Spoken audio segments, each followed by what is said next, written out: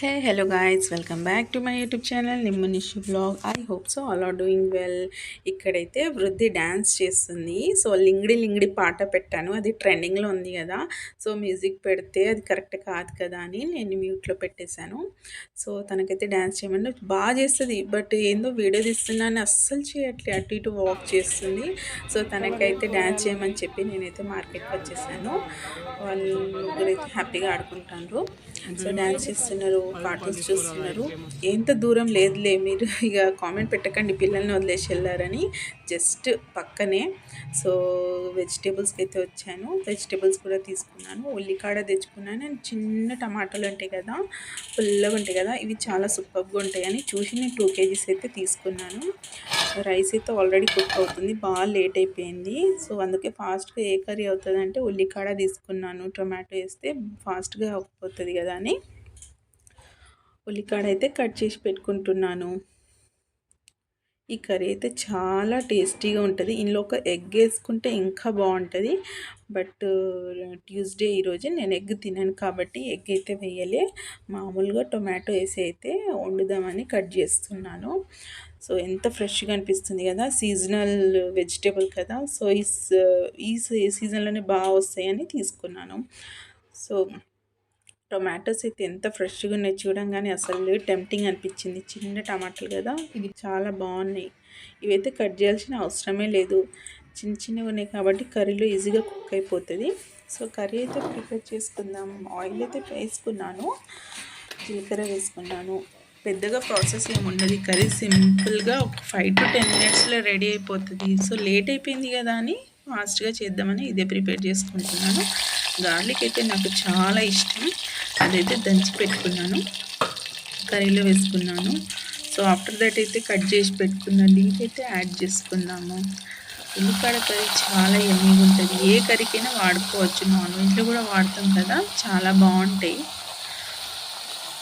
Vegetables అయితే అన్నీ తెచ్చుకున్నాను, చాలా బాగున్నాయి.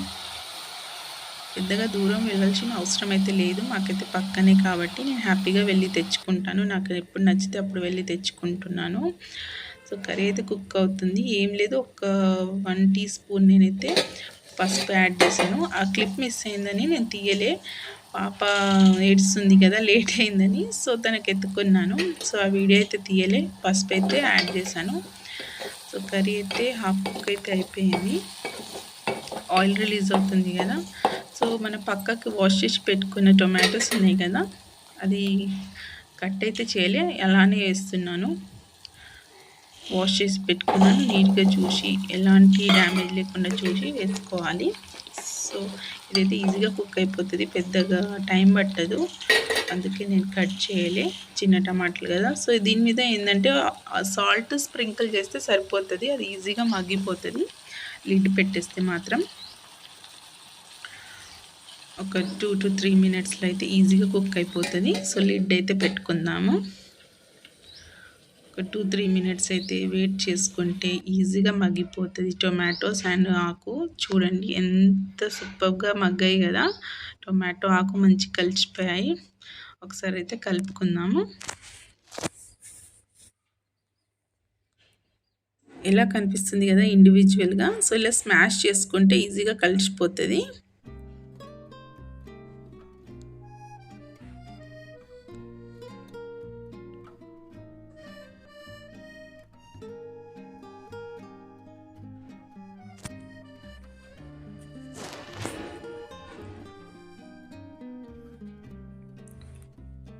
మీకు ఈ వీడియో నచ్చితే ప్లీజ్ ఒక లైక్ అయితే ఇవ్వండి. ప్లీజ్ చూస్తున్నారు, ప్లీజ్ ఒక లైక్ ఇస్తే ఏమవుతుంది, అది ఫ్రీ ఆఫ్ కాస్ట్ కదా, ఒక లైక్ ఇవ్వండి.